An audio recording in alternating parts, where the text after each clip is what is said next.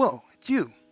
What's up, y'all? It's me, Dr. Jones. Welcome to part 2 of this mini-series focusing on exploding your content game by focusing on your niche audience. We're just going to get right into it. Last time we talked about the 5 big old W's, which are the who, what, where, when, and why. Yep, the big W's or B-dubs. We went over the who in the first part, which is huge, if not the most important W in the whole thing. Because how are you going to know everything else if you don't know who you're talking about? You know what I'm talking about? Now we're going to get into the meat and potatoes of your avatar's life. We are on a mission to deep dive into the mind of your avatar, fully discover everything that we can about those people, about your people. It's for the purpose of helping them with your amazing service or product or content. Let's get into it, my friends.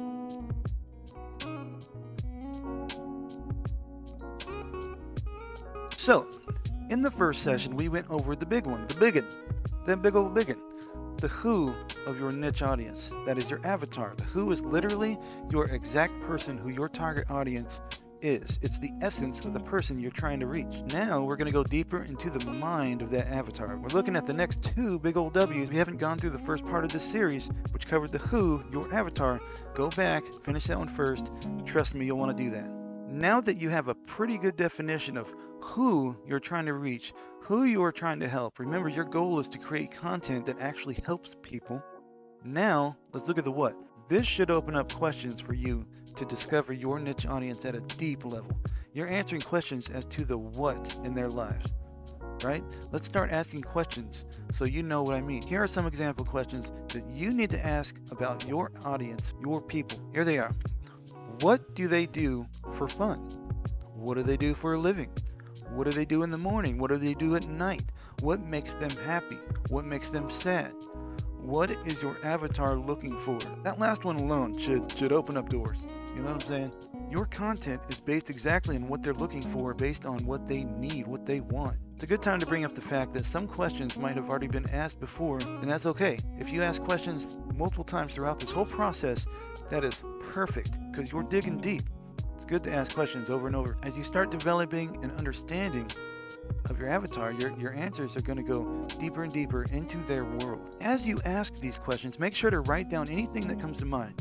You're creating keywords within this process that you're going to use for all of your marketing, all of your content creation, your titles, your topics, your everything's going to be based on these answers. Something else to point out here, if you're a content creator, do you know what that also makes you?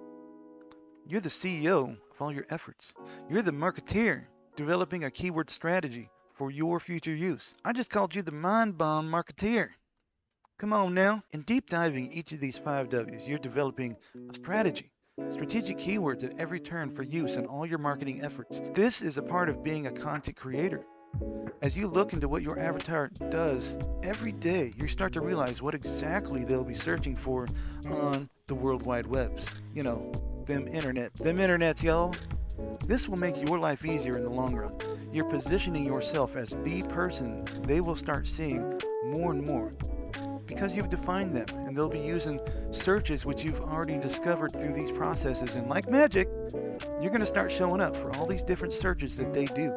I'm telling you, imagine popping up once in front of your target audience with an exact phrase that they searched for based on your what questions above. Maybe they click, maybe they don't. Now imagine you pop up a second time in front of the same target person. That's odd. They think that maybe they click the second time, but let's assume they don't. You pop up a third time under yet a totally different keyword or phrase that they're searching for, and they're like, whoa, who is this person? Who is this guy or gal? They click it. They click it because you keep showing up. You keep showing up for what they're looking for. Maybe they click the first time. Maybe they click the 100th time. Either way, you're improving your chances greatly, so much, by doing your research and knowing what exactly they're looking for, what exactly they're struggling with. Am I starting to make sense with all this yet? If you become king or queen of the content that your specific avatar keeps searching for, inevitably they're going to find their way to your doorstep and listen to what you have to say. Are you following me? Are you hearing me right now? Some of you should have some mind bombs going off in your head right now. This type of research is that important. Speaking of research, let's look at the where since you have already asked a lot of who and what questions on your target audience, let's start digging even further by asking some great where questions for the same purpose as the what questions.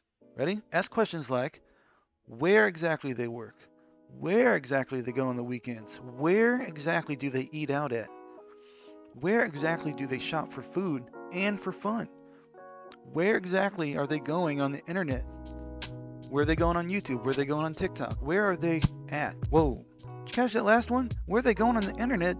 That's where your content is. Shocker. Now we're getting somewhere. Now we're cooking with peanut oil. That last question can and should start your brain on a stream of new questions. And now we're at this point. Let's ask some of those questions. Where exactly do they get most of their entertainment from online? Where are they looking at social media? Are they on the TikToks? Are they on the YouTubes? When they need help with something, are they just going to Google and typing it in? Or are they going straight to YouTube? You need to know that. Where exactly do they spend the most time on their cell phone telephone? I mean, wow, you can see how deep this rabbit hole we're getting into, right? You can start digging super deep on your people and really discover their daily habits and their activities based on the answers to their online activity. We getting deep? We getting deep, mind bombers. We getting deep. Listen, my whole point with all of this is that you as a content creator should absolutely know who your target audience is, what and where they go. You should absolutely define your avatar regardless of what you intend to create. Yes, even if you want to be a Twitch streamer, you should know your avatar's wants or needs. I know what you're saying, but Dr. Jones, I'm just going to go on Twitch and I'm going to stream GTA 5 24/7. That's going to bring all kinds of people. Still need to know who those people are because you're talking to someone. They're watching you, but who is watching? You got to know that. That's how you grow. That's how you become a content creator that actually grows. It's time to end this part 2 of the series because the next video in this mini series will focus on the when and why part of your big old 5 W's. So like I said, if you haven't gone to the website, themindbomb.com, and got your freebies on, I've got a great 30-day content explosion guide, full free, just for you. Like and subscribe to help the channel. I would appreciate it. And make sure you watch part 3 where we're going to end this whole thing with a bang. Thanks for watching. This is Dr. Jones. Till next time. Bye-bye.